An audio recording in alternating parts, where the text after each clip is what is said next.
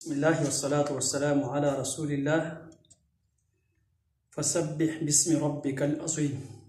نبی اکرم صلی اللہ علیہ وسلم پر جب قرآن مجید کی یہ آیت اتری فسبح، آپ تسبیح بیان کیجئے، آپ پاکی بیان کیجئے بربک العظیم، اپنے عظیم رب کی پاکی، اپنے عظیم رب کی تسبیح بیان کیجئے۔ نبی اکرم صلی اللہ علیہ وسلم نے مسلمانوں کو حکم دیا نماز میں رکوع کی حالت میں کیا پڑھیں؟ سبحان ربی العظیم۔ سبحان پاک ہے، ربی میرے خالق، ربی میرے پالنہار، العظیم جو بڑی عظمت والا اللہ، تمام قسم کی عیوب و نقائص اور کمزوریوں سے کیا ہے؟ پاک ہے۔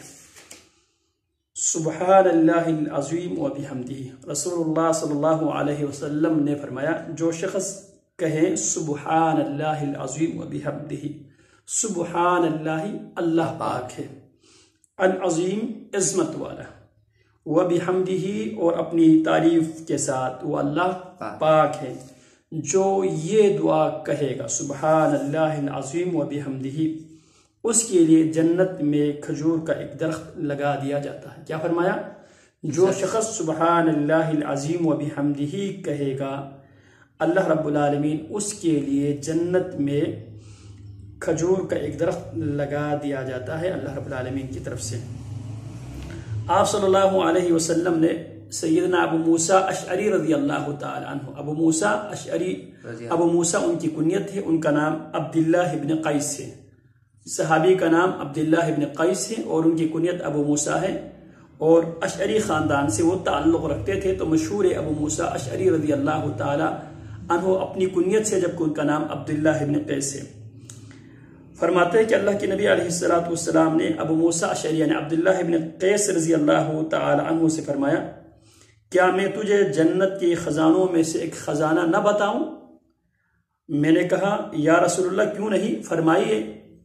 تو نبی علیہ السلام نے فرمایا لا حول ولا قوت الا باللہ، لا حول نہیں ہے کوئی طاقت، لا حول نہیں ہے کوئی طاقت، گناہ سے، نقصان سے، اللہ کی معصیت سے، سرکشی سے، بغاوت سے، حرام سے بچنے کی طاقت نہیں ہے، ولا قوت فائدہ اٹھانے کی، ثواب کمانے کی، عبادت کرنے کی قوت نہیں ہے، الا باللہ مگر اللہ کی مدد کے ساتھ۔ جب تک اللہ کی مدد شامل حال نہ ہو، نہ گناہوں سے، اللہ کی معصیت سے، والدین کی نافرمانی سے، نقصان سے میں بچ نہیں سکتا، ولا قوت نہ میں اللہ کی عبادت نہیں کر سکتا، والدین کی اطاعت نہیں کر سکتا اور فائدہ نہیں اٹھا سکتا الا باللہ جب تک اللہ کی مدد شامل حال نہ ہو۔ رسول اللہ صلی اللہ علیہ وسلم نے فرمایا اللہ تعالیٰ کو سب سے محبوب کلام 4 کلمات ہے، اللہ تعالیٰ کو سب سے محبوب کلام 4 کلمات ہے۔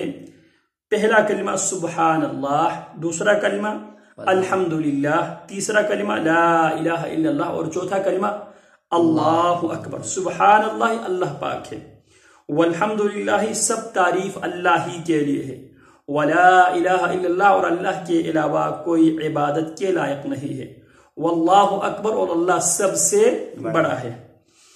ان میں سے جس سے بھی ابتدا کر لو تمہیں کوئی نقصان نہیں، یعنی آپ اللہ اکبر، لا الہ الا اللہ، الحمدللہ، سبحان اللہ کہیں، یا آپ سبحان اللہ، الحمدللہ، سبحان اللہ، والحمدللہ، ولا الہ الا اللہ، واللہ اکبر، ان میں سے جس کلمے سے بھی ابتدا آغاز کرے کوئی فرق نہیں ہوگا، نقصان نہیں ہوگا۔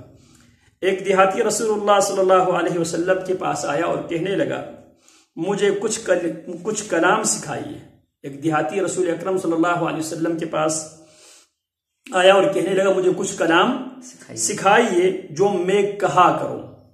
آپ صلی اللہ علیہ وسلم نے اس کے ڈیمانڈ پر فرمایا لا الہ الا اللہ وحدہ لا شریک لہ، اللہ اکبر کبیرا والحمد للہ کثیرا وسبحان اللہ رب العالمین لا حول ولا قوت الا باللہ العزیز الحکیم۔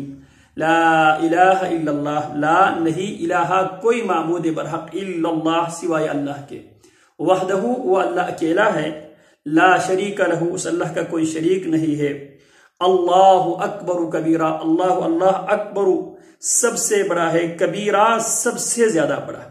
اللہ اکبر اللہ اکبر، اللہ سب سے بڑا ہے، کبیرن بہت بڑا ہے۔ والحمد للہ کثیرا، والحمد اور تمام تعریف للہ اللہ کے لیے ہے، کثیرن بہت زیادہ۔ پھر لا حول ولا قوت الا باللہ، لا حول ولا قوت کوئی طاقت نہیں ہے، لا حول رب العالمین، سورہ ایک لفظ اسکپ ہو گیا، رب العالمین جو تمام جہانوں کا رب ہے۔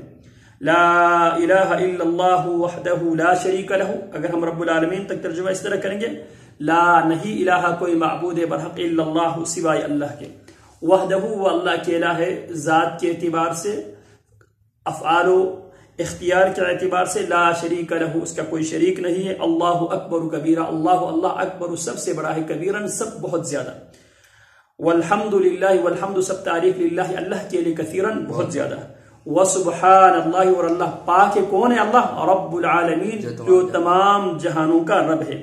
لا حول ولا قوت، لا حول نہیں کوئی طاقت، ولا قوت اور نہیں کوئی قوت، الا باللہ مگر اللہ کی مدد کے ساتھ ہی ہم قوت حاصل کر سکتے ہیں، اللہ کی مدد کے ساتھ ہی ہم نقصانات سے، معصیت سے، گناہوں سے بچ سکتے ہیں۔ اچھا، دیہاتی نے کہا کیا ہے پھر آگے کوئی؟ العزیز الحکیم، العزیز وہ اللہ کون ہے؟ العزیز جو غالب، الحکیم کمال حکمت والا، العزیز جو سب پر غالب، الحکیم جو کمال حکمت والا، اللہ کون ہے؟ وہ رب العالمین ہے۔ لا حول ولا قوت الا باللہ، لا حول نہیں ہے کوئی طاقت، کس چیز کی طاقت؟ گناہ سے بچنے کی، نقصان سے بچنے کی، ولا قوت اور نہیں ہے کوئی قوت نیکی کمانے کی، الا باللہ العظیم، الا باللہ العزیز الحکیم مگر اللہ جو سب پر غالب اور کمال حکمت والے کی جب تک مدد شامل حال نہ ہو، میرے اندر کوئی ایسی طاقت نہیں ہے۔